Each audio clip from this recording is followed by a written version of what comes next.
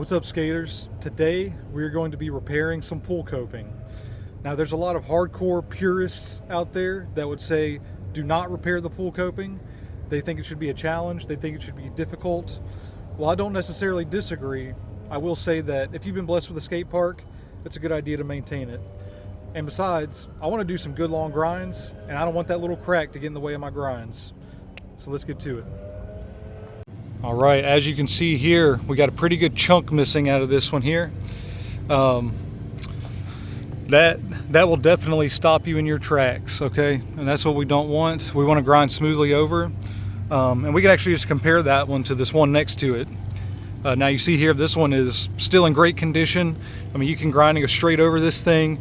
You would hear it, which is actually a good thing. I like the sound of it myself. But if you're grinding along here and you can go straight over that one, and then you hit this one, I mean, you're going to come to a dead stop.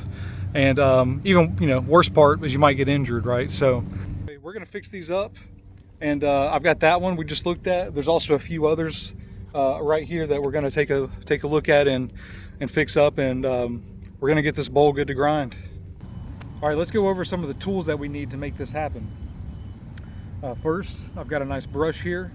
What we want to do is brush away any debris from the coping before we apply the adhesive. Now, what I've chosen here after thorough research is Sika Pro Select anchoring adhesive.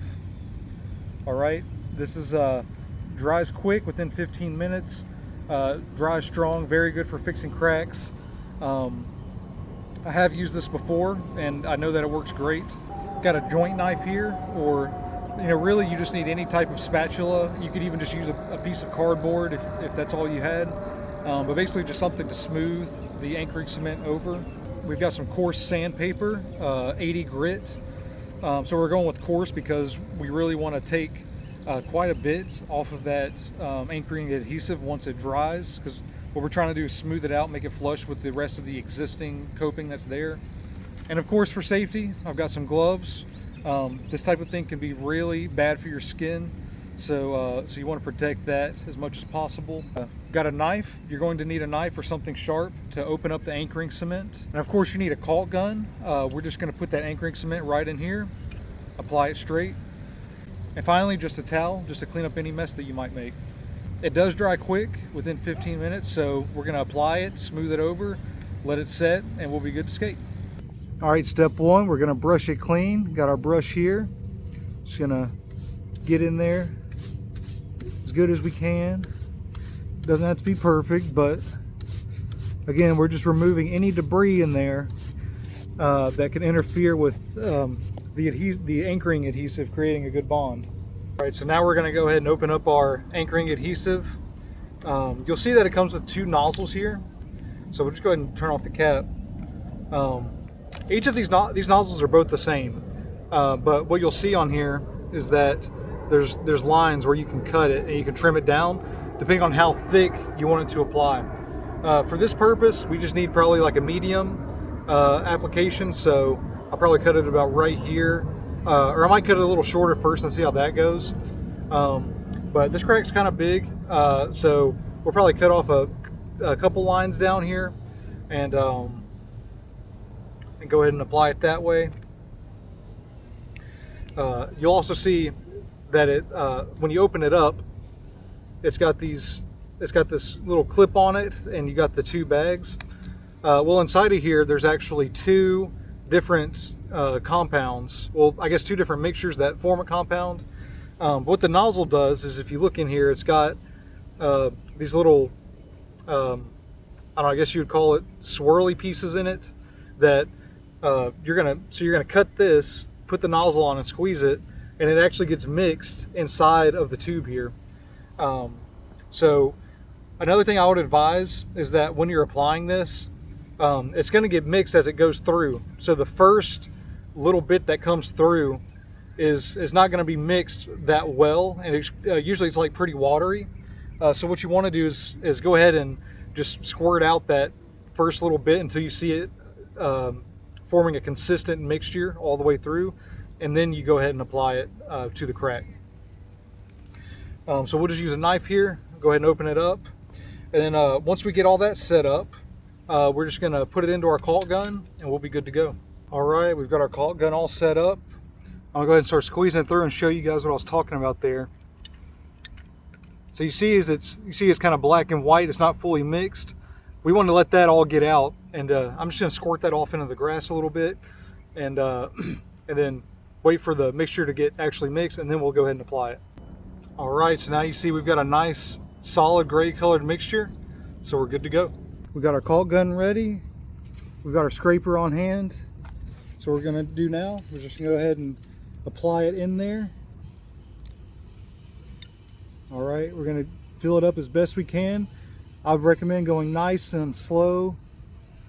Again, we want to fill as much of the crack as possible. The more you can fill, and the less space you leave in there, the better it's going to stick. So we're just going to kind of push some down in there. And again, I recommend doing this really slowly. This adhesive can come out really fast and get out of control. So especially if this is your first time doing something like this, just be careful. So you see I've got plenty caked on there. So now what we're going to do is set this to the side. I've got my towel here that I'm setting it on so I don't make a mess. But now we're just going to get the scraper, kind of even this out all the way down. And actually what I think I'm going to do is scoop up first. All right. Now we got a little bit, we're going to scoop that down. I mean, this is kind of just like, icing a cake or something like that. You're really just trying to get this as smooth as possible. Make it all nice. All right, that looks pretty good. So yeah, that looks great. The other thing I like to do is, like I said, you do kind of want, it is good to have a little bit of a crack because then you can hear when you're grinding over the coping. So what I actually will do is I'll take my little pinky finger and I'll just draw a little indentation on it, just to kind of mark where the crack is. Might have gone a little too deep on that one, but anyway, we can fix that up, and that way we've still got that little crack to hit that's going to make that good pull coping sound when we grind it. But we're still going to be able to make it over and not be inhibited by that big chunk that's missing. So yeah, that looks pretty good there. So next step, we're going to wait a little bit for this to dry, and then we'll hit it with the sandpaper. It's been about 15 minutes. We've got some good hardness here. And so next step, we're just going to take our sandpaper and smooth this guy over.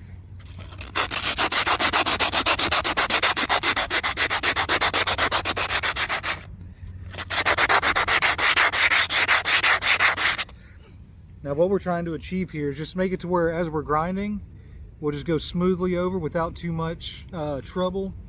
So we'll just keep it. And basically what you want to do is just sand the edges of it here. And nothing's ever going to be perfect when you apply it the first time. So we're just taking out any imperfections that might be there and just making it a smooth ride overall.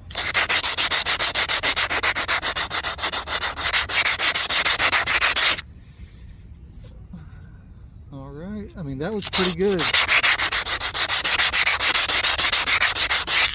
Again, we're not trying to be perfect here. We're just getting it skatable.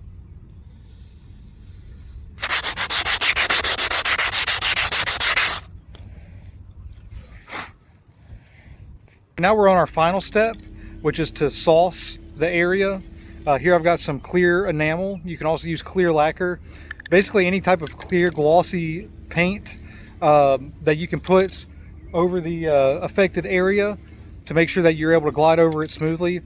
Honestly, I like to spray all the pull coping with this stuff.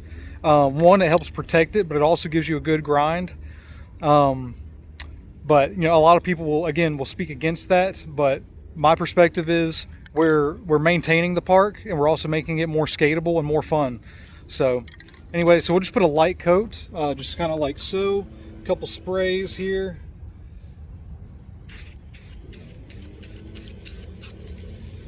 It really doesn't take a lot. That was actually maybe a little too much, but it's hard to film and spray at the same time. But I'm gonna go ahead and hit the other spots that I fixed up, and maybe a couple of other sticky spots that I find. And hey, after that, the work's done, time to skate.